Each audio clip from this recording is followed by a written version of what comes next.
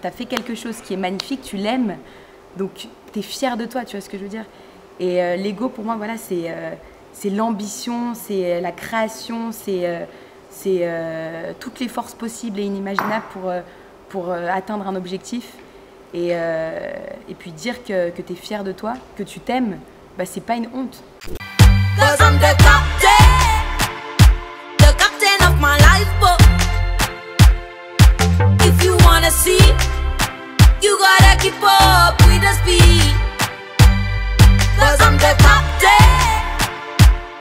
Danissa, bonjour. Bonjour. Comment vas-tu? Très bien, et toi? Très bien, je peux tutoyer? Bah, avec grand plaisir, hein, je l'ai fait. Donc Ça marche. Alors 2017 pardon, a été une année propulsive.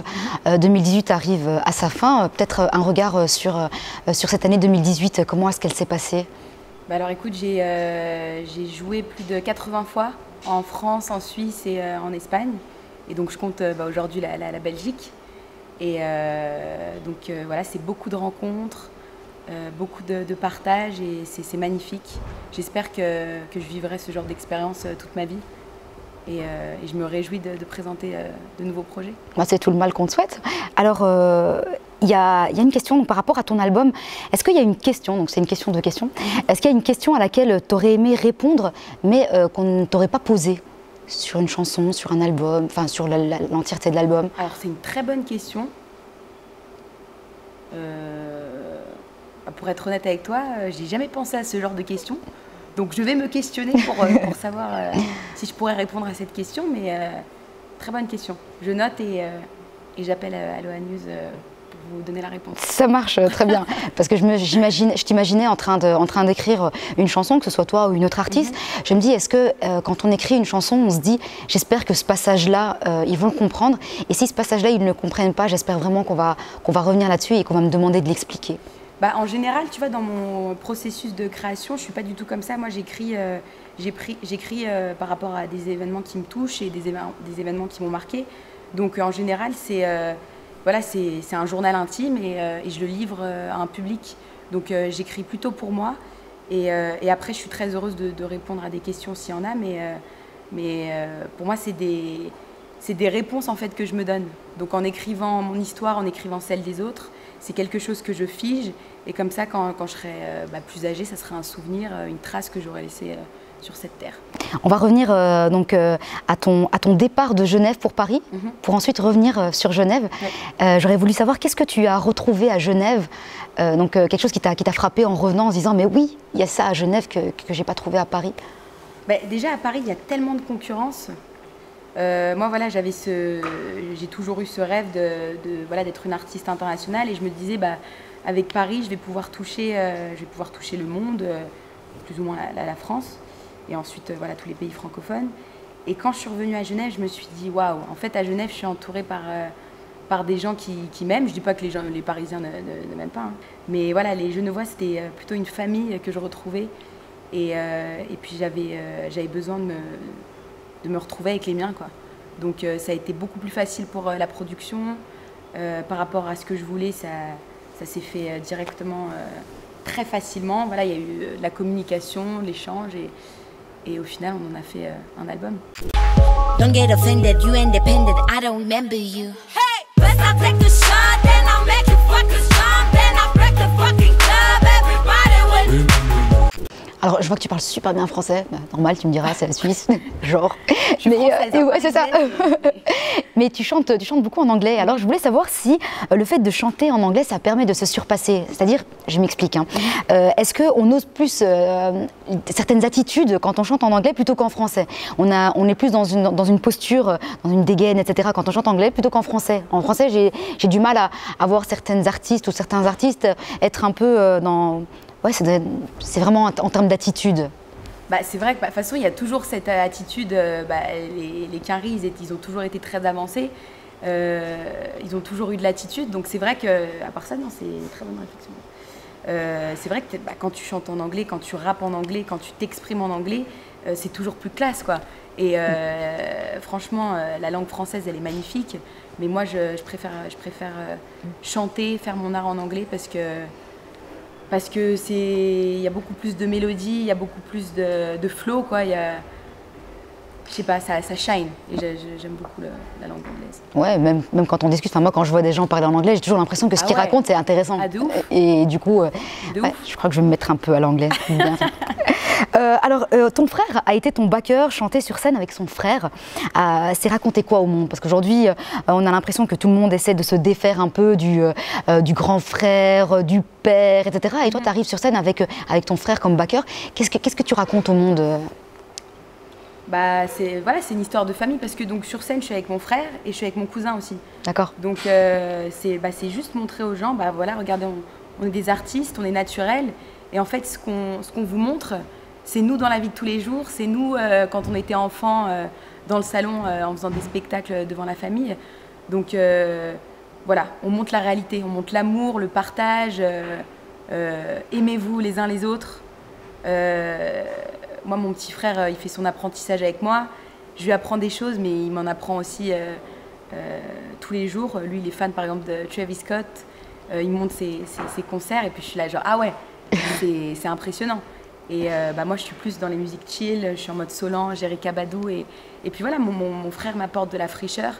Et puis, c'est un échange qu'on se fait l'un envers l'autre. Terrible. Alors, donc, devenir artiste, ça signifie aussi devenir autre. Et tu confies ça donc au magazine Le Temps. Et donc, j'aimerais savoir, qu'est-ce que tu es devenue en devenant artiste? Alors, je suis devenue plus sûre de moi. Mais ça, c'est vraiment l'artiste là qui parle. Donc, plus sûre de moi. Donc, c'est carrément un autre personnage. Il y a Shanna dans la vie de tous les jours et il y a Danitza. Et puis, Danitza, c'est une femme indépendante qui se bat pour toutes les causes possibles, mais les bonnes causes en tout cas. Et puis voilà, non, surtout une femme qui a confiance en elle. Et c'est pas forcément le cas dans la vie de tous les jours en tant qu'être humain, mais après voilà, l'artiste, il est là pour te donner beaucoup plus de force, de courage et t'exprimer. Avec mon album, je vais dire que je me bats vraiment pour les femmes. J'ai fait un son par exemple qui s'appelle Bad Luck où voilà, j'exprime une jeune adolescente qui a eu une mauvaise expérience avec un homme qui l'a frappée. Et du coup, cette expérience, je l'ai vécue, mais il y en a d'autres aussi qui en ont vécu. Donc je me considère voilà, comme une porte-parole si c'est possible. Et j'ai envie de mettre des sujets qui m'ont marqué en avant et les exprimer haut et fort. Merci beaucoup. Tu donnes une autre définition à l'ego. Ego signifie aussi la confiance, je reprends tes mots. Ouais. Donc la confiance, la fierté, l'ambition, une forme de maturité au niveau professionnel et personnel. Après des années de tâtonnement, aujourd'hui, est-ce qu'on a peur de dire qu'on est fier de soi? Est-ce qu'on prône beaucoup l'amour des autres, mais timide, on préfère ne pas parler de l'amour de soi parce qu'il y a quelque chose d'égotique, quelque chose de péjoratif là-dessus? Bah, ça, j'ai l'impression que c'est très européen, tu vois, de ne pas avouer qu'on est fier de ce qu'on fait, tu vois. Donc les Américains, ils ont pas peur d'avouer les choses, tu vois. Je veux dire, tu as fait quelque chose qui est magnifique, tu l'aimes, donc tu es fier de toi, tu vois ce que je veux dire. Et l'ego, pour moi, voilà, c'est l'ambition, c'est la création, c'est toutes les forces possibles et inimaginables pour atteindre un objectif. Et puis dire que tu es fier de toi, que tu t'aimes, bah, c'est pas une honte. Parce qu'au final, voilà, c'est que positif pour toi-même. Plus tu as confiance en toi, plus tu te regardes dans le miroir et tu te dis « je suis fière de ce que j'ai accompli tous les jours », bah, tu peux que avancer vers le futur, quoi, positivement. Et une question par rapport à l'ego, dans ton son Captain, moi j'ai eu après tu me dis si je me gourre totalement, mais j'ai eu l'impression que c'était... comment dire, que c'était comme une force protectrice, comme si c'était quelque part ton ego qui te parlait, mais à toi-même, qui te disait t'inquiète, moi je suis ton capitaine, c'est moi qui gère. Et... Ouais, bien vu, non, c'est exactement ça. Bah, tu vois, quand j'ai écrit Captain, j'étais vraiment dans une période de doute et je me sentais vraiment pas bien, j'avais envie d'arrêter la musique. Et puis il y a Danitza, tu sais, qui m'a parlé et qui m'a dit tu peux pas tout arrêter comme ça, tu te reprends en main. La vie, elle continue et puis tu te bats tous les jours pour réaliser ton rêve. Et puis là, je suis en train de le réaliser depuis des mois, donc c'est magique. Avec ce son, justement, j'ai touché plein de personnes. J'ai reçu des messages sur les réseaux sociaux, genre merci Danitza, j'étais en période de dépression et grâce à toi, j'ai juste envie d'avancer. Donc quand je reçois des messages comme ça, j'ai juste envie de continuer et de faire ce que j'aime le plus. the captain of my life boat. If you wanna see, you gotta keep up with the speed. Alors tu dis avoir été agacée qu'on te pose la question comment évoluez-vous dans le monde macho, du rap, etc. Et au final, tu dis qu'en réalité, c'est une question à laquelle tu réfléchis parce que c'est vrai que c'est un milieu super masculin. Et donc ma question c'est, qu'est-ce que tu veux apporter à ce mouvement, à cet univers en tant que femme? Bah déjà, je pense que moi, en tant qu'artiste, voilà, j'apporte un message. Mais après, je pense que ce que les médias devraient apporter, ce serait une autre vision, par exemple. Les médias, en fait, ils aiment beaucoup trop poser cette question. Et du coup, parfois, ça m'est arrivé de passer toute une interview où je parle de moi en tant que femme et pas de Danitza, l'artiste. Donc, le seul message que je pourrais dire, c'est vous, les médias, les journalistes, s'il vous plaît, restez concentrés sur les côtés artistiques des femmes. Il y en a plein qui sont très talentueuses. Et puis mettez en lumière leur talent et non pas leur sexe. Voilà. Le message est passé. Voilà.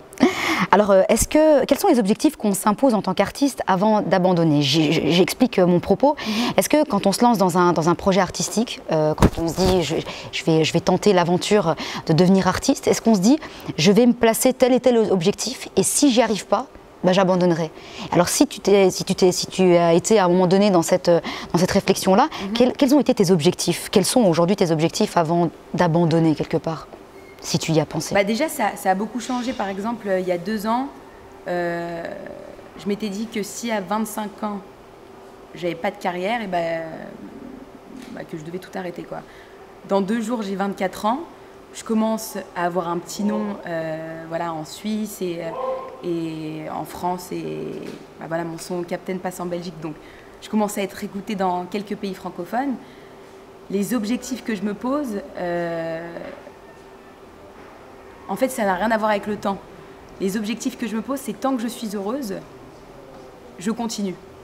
Et tant que j'ai la santé et la force pour faire les choses, je continue. Et après, le jour où je suis complètement énervée, bah, je passe saoulée, je passe à un autre projet, quoi. J'en ai plein en tête. J'adore la musique, mais j'aime beaucoup la photographie aussi. Tu es comédienne aussi quand tu étais petite. Comédienne aussi, ça c'est un de mes rêves. Donc pour moi, voilà, les rêves, le mot rêve n'existe pas. Un rêve, pour moi, c'est un objectif, par exemple. Donc, si je peux jouer dans un film, ou je sais pas, à voir, quoi. Moi, j'ai pris beaucoup de plaisir, en tout cas. Bah, pareillement. Merci beaucoup, Aloha News, pour cette interview. C'était très intéressant. Et puis, au plaisir de vous revoir en Belgique. Hein, tu es la bienvenue chez nous. Hein. Bah, merci. Merci beaucoup.